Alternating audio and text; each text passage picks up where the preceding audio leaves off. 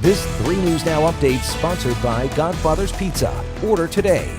I'm Jennifer Griswold with 3 News Now, and here's a look at what's happening now. Protesters gathered near 72nd and Dodge in Omaha on Friday night. They came together to protest the death of George Floyd, who was killed in police custody in Minneapolis.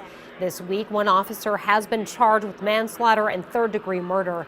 The gathering started peacefully with people gathered on the sides of the streets. As the protest continued in Omaha Friday night, it got heated with officers deploying tear gas and rubber bullets. Some protesters throwing water bottles at officers, and at one point, people broke windows at the Target at 72nd and Dodge. We will continue to follow the case of George Floyd and the response in Omaha and throughout the country. Go to 3newsnow.com for the details. And on 3 News Now, Chief Meteorologist Jennifer Suppin with your latest forecast. And unfortunately, all of that sunshine and blue skies on Friday and highs in the mid-70s coming to an end as we head into Saturday. Clouds are on the increase, and so is the chance for rain, really picking up around noontime.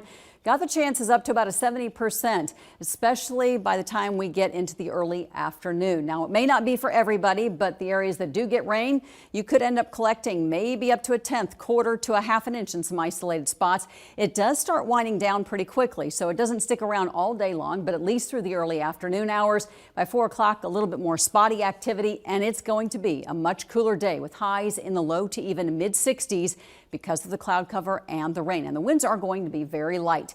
By the time we get into the evening hours, close to 7, I think that's when the rain chances really start to decrease, but we've got more activity rolling back in by early Sunday morning. Now, it doesn't last all day long. I think it's out of here before the sun even comes up in the morning, and we're expecting drier conditions.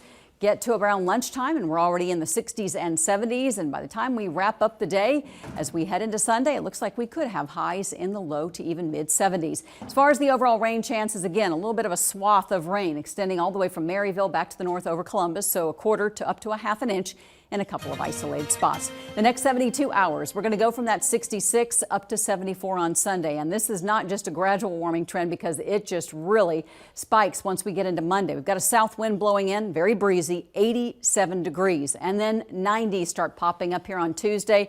First time in 2020, so the first 90s of the year.